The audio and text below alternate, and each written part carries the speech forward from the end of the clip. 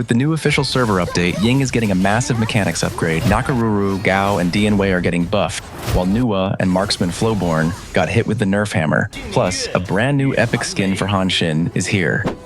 Hey everyone! The official server just received an update today and it's mostly focused on hero adjustments. In today's video, I'll talk about all the buffs and nerfs, and how they will actually impact your games. So without further ado, let's get started. If you want to save a ton of money on tokens for the ongoing Attack on Titan events, you need to check out my partner, Buffbuff. They literally have the absolute cheapest prices on the market right now, letting you save up to 17% on every single token purchase, which is an insane steal. The whole process is super legit and takes like 10 seconds. It is just 2 easy steps. You enter your player ID and email, then pay. That is it. It is 100% official, completely safe, and the delivery is instant, so your tokens are ready the second you open the game.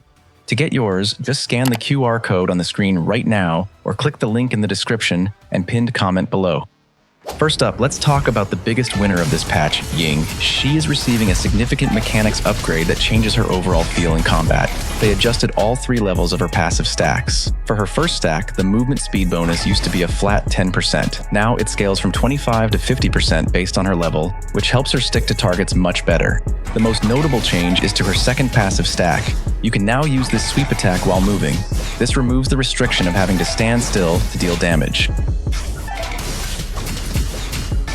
They also improve the overall playability of her third passive stack, making her heavy overhead strike much smoother and more reliable to land during a team fight. To balance this increased mobility, they tweaked her skills. Her first skill got a slight early game adjustment, with the cooldown increasing from 9 seconds to 10 seconds at level 1. Her second skill had its damage numbers shifted quite a bit. The base damage for her partially charged sweep increased from 80 to 180, and the fully charged sweep went from 160 to 360. However, the scaling was changed from total physical attack to extra physical attack, sitting at 120% for a full charge. This means if you want to deal damage with Ying now, you need to prioritize some offensive AD items over full tanky builds.